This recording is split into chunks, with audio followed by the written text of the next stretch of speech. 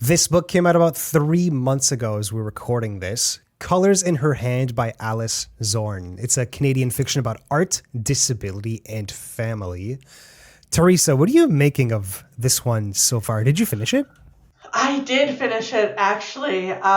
So the book is actually a hefty one. I'd say like the average fiction book is probably like around 200 pages or a little bit over, and this one clocked close to 400 pages. So Oof. it's a big book for sure.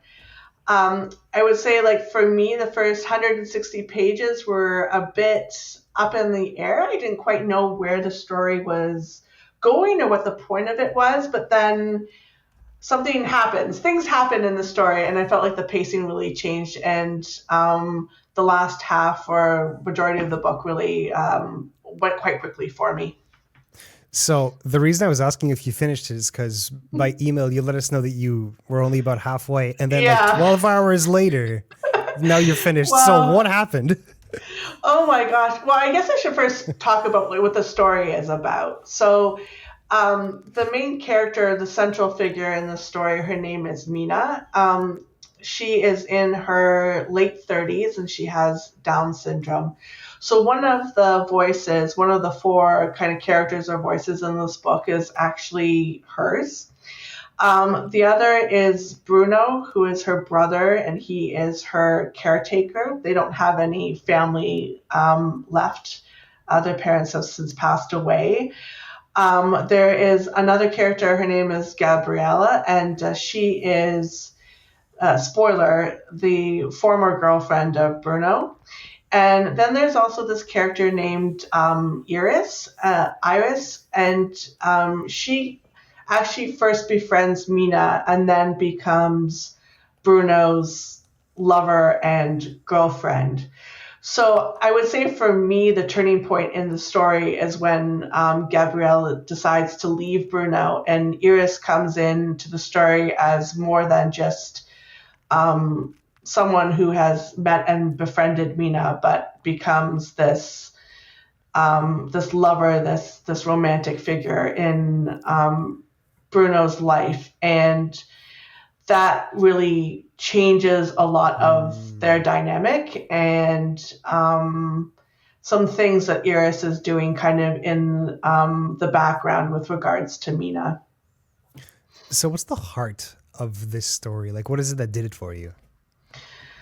Oh boy. I think for me, the best thing about this book and kind of and this goes to show, I think, for the author, her craft is how each one of these voices was distinct.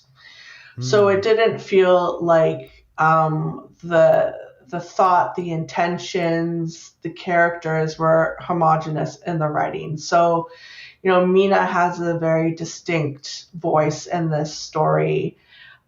Bruno has a very distinct voice, and so on and so forth. And I think that's really hard to do in a book. 'Cause, sometimes when you get multiple characters, you don't really get that kind of distinction. And in here, you you really do. And I think it's really important that perspective, especially like Mina's perspective as well, that she has chapters and pieces in this book where she's speaking for herself and speaking up for herself, and we see a lot from her perspective and how she feels. Yeah, I think literary types call that character voice, where when Yeah, a chapter changes from one character's perspective to another, it like the writing feels like it's coming from a different character, not that it's just an author writing a different perspective. Now, with Mina being a character with Down syndrome, handling that type of thing is not always the easiest thing for authors. It can often be done a little tastelessly when it's badly done. How is it handled in this case? sorry, I dropped out again. Could you say that again? Literary types usually call that a character voice which is basically when there's a change in perspective, it really feels like the writing comes from another character's perspective. The writing literally feels like it's coming from a different person. If character voice isn't done well, it still feels like the same author just writing different characters. But with Mina being a character with Down syndrome, that has to be handled with care, and you want to do it tastefully. Was that the case here?